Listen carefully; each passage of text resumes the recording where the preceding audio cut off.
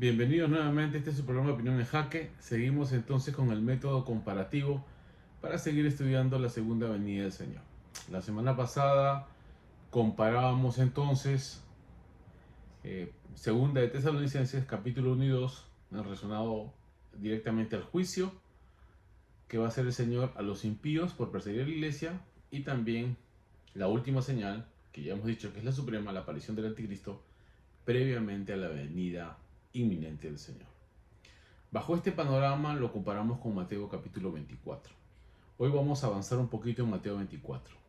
El método comparativo es muy rico, es parecido a lo que en hermenéutica se llama pasajes paralelos.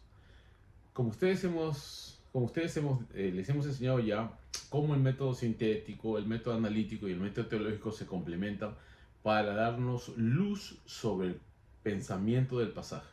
Ahora vamos a avanzar un poquito más en Mateo 24 y 25, ¿no? La destrucción del templo, cómo está escrito. Porque ya hemos dicho de que hay tres aspectos básicos en este bosquejo. Las 10 señales que Jesús plantea, la venida en sí de nuestro Señor Jesucristo y el juicio final en el capítulo 25.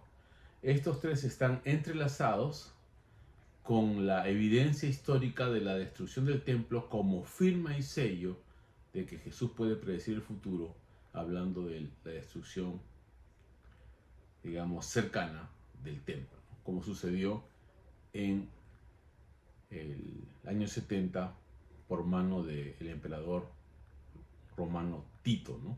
Que él atacó la ciudad y destruyó el templo y lo redujo, por así decirlo, a cenizas, ¿no? Muy bien. Bajo esta perspectiva, entonces, vamos a estudiar nuevamente el capítulo 24 y 25, ¿no? Para ir avanzando. Hoy queremos sintetizar algunas ideas importantes. ¿Qué aspecto del juicio final que señala Pablo en Tesalonicenses en relación con los impíos se complementa aquí en Mateo capítulo 24? Y a su vez podríamos ampliar la aparición del anticristo explicado a los ojos de la exposición de Jesús. Ya hemos dicho que Jesús señala 10 señales, y una de las señales, bueno, la señal principal empieza con falsos cristos, ¿no? Que luego va a ampliar en los versículos 23 al 25 que leímos la semana pasada. Lógicamente que ya Pablo avanza un poco más y revela específicamente a quién se refiere, ¿no? A quién se refiere. Y ahí vamos viendo cómo la escritura se va complementando uno a otro, se va enriqueciendo, ¿no? Va detallando específicamente cómo va a ser la aparición del anticristo, cuáles son los detalles personales que vimos ya algunos días atrás. Muy bien, lo que quiero aquí aclarar es directamente, antes de la comparación sobre el juicio en el capítulo 25, creo que es necesario que veamos cómo está entrelazada la segunda venida del Señor Jesucristo dentro de la evidencia histórica de la destrucción del templo. Por eso les pido que me acompañen en leer la Biblia en el capítulo 24, versículo 3. Y dice lo siguiente: y él, sentado en el templo de los olivos, los discípulos se le acercaron aparte, diciendo: dinos, ¿cuándo serán estas cosas? ¿Qué señal habrá de tu venida y del fin del siglo? Podríamos decir que es una oración compuesta de tres aspectos, ¿no? ¿Cuándo serán estas cosas? Esto está relacionado directamente, por el contexto del verso 1, con la destrucción del templo. ¿Y qué señal habrá de tu venida? Las 10 señales que él plantea antes de su retorno, ¿no?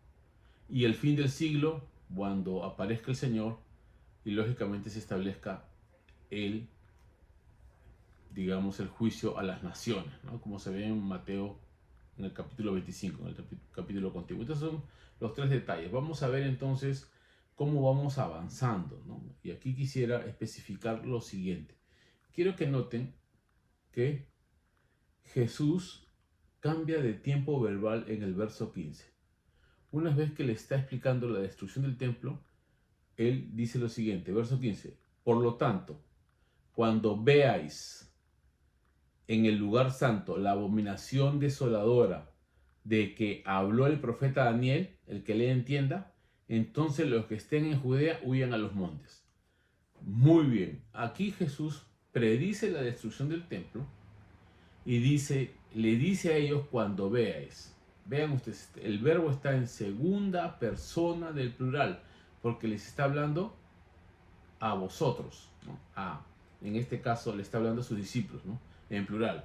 Ustedes, le decimos nosotros en castellano contemporáneo, pero eso está equivocado, porque ustedes es la tercera persona del plural y nosotros estamos quebrantando el lenguaje, ¿no?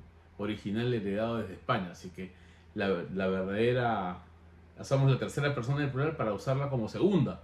Eso es digamos, un modismo del lenguaje latinoamericano, pero específicamente Jesús les habla a sus discípulos. Cuando veáis, o sea, cuando los entrevistadores en este caso le indican quiénes, bueno, Marcos indica quiénes son, le indican, digamos, les indica que ustedes van a ser testigos oculares de esta destrucción. Es interesante. Y quiero que vean el cambio verbal, porque esto es importante. Esto es parte del método analítico, ¿no? El análisis gramatical. En el versículo, este es el verso 15, ¿no? Cuando veáis. Pero miren cómo cambia de verbo, de tiempo verbal, para que nos demos cuenta de que los apóstoles no van a ser testigos oculares de la segunda venida porque van a morir pues testificando del Señor y ya han pasado 2000 años y Él no ha vuelto. Así que vamos al verso 30. Si me acompañan, ustedes lean todo el capítulo como lo hemos indicado. Para el método sintético, lean Mateo 24 y 25 de corrido. Tienen que leerlo una y otra vez. Establecen el bosquejo que ya les he explicado, las 10 señales, la segunda venida en sí, la explicación intermedia, por supuesto, de la destrucción de Jerusalén como sello y garantía de que el Señor va a cumplir su palabra y finalmente el juicio final. Entonces nosotros podríamos distinguir las señales previas, ahora con lo que Pablo dice, con la aparición del anticristo como máxima señal. Ahora complementamos entonces los detalles de la segunda venida. Ya lo vamos a decir la próxima lección, porque eso sí quiero dejarlo en claro. Si ustedes desean que nosotros sigamos profundizando en los detalles del pasaje, tienen que escribirnos, por favor, ¿no? Para que este esfuerzo tenga su fruto, ¿no? Porque deseamos que ustedes aprendan. Y para que aprendan necesitamos que participen con nosotros, que nos acompañen en este estudio, que difundan este estudio, ¿ya? Que me cuestionen, ¿no? Si tienen dudas, porque lo que primero estamos haciendo es examinar lo que dice el pasaje para luego ver las diferentes posturas, que eso ya vendría a ser el método crítico, ¿no? Más adelante lo vamos a ver. Pero bueno, vamos al verso 30, ¿no? Dice, entonces aparecerá la señal del Hijo del Hombre en el cielo, y entonces lamentarán todas las tribus de la tierra, y aquí viene el cambio verbal, y verán al Hijo del Hombre viniendo sobre las nubes del cielo con gran poder y gran gloria. Jesús no está diciendo que con la destrucción del templo de Jerusalén es la señal inminente para su aparición, en ningún momento. Es simplemente la garantía, el sello de que Él tiene conocimiento de la historia, y para que ellos comprueben que sus dichos son reales en su historia inmediata, pasaron como 35 años, se destruyó el templo. O sea que ellos fueron testigos oculares de la destrucción del templo, y al ver esa evidencia establecida por el Señor, entonces pueden estar seguros de que el Señor va a regresar por segunda vez. Así se demore lo que se demore. Ya, si seguimos con el estudio comparativo, vemos que en 2 de Pedro dice que la tardanza del Señor no es por tardanza, sino por misericordia, ¿no? No porque se le haya olvidado venir, sino porque quiere que muchas más personas procedan al arrepentimiento. Eso lo dice expresamente. Así que es interesante cómo vamos avanzando, ¿no? Hemos visto que Pablo habla del juicio final y del anticristo, y aquí estamos viendo, dicho en otro orden, ¿ya?, las señales, el anticristo, que no se detalla como lo hace Pablo porque es un enriquecimiento de estas verdades. Sería interesante que comparemos. Creo que la próxima lección voy a comparar exactamente la imagen del Hijo del Hombre, del Hijo de perdición, el Hijo de pecado, no el Hijo del Hombre es el Señor Jesucristo, perdonen, ha sido un lapsus, ¿ya? Verbal, ¿ya? Entonces hay que especificar la ampliación que hace Pablo de los detalles expuestos por el Señor. Pero en todos los casos habla sobre el engaño. La próxima semana vamos a ampliar eso. Lo que me interesa aquí es que ustedes vean el cambio verbal, ¿no? O sea, así nos damos cuenta de que las respuestas que dan al verso 3, ante el interrogatorio de los apóstoles que se sentaron a observar el templo en el Monte de los Olivos y le preguntaron, Señor, ¿cuándo será? ¿Cuándo serán estas cosas? O sea, la destrucción del templo. ¿Y qué señal habrá de tu venida? Entonces Jesús le explica, ¿no? Y del fin del siglo. Acá hay una asociación entre la segunda venida y el fin del siglo, ¿no?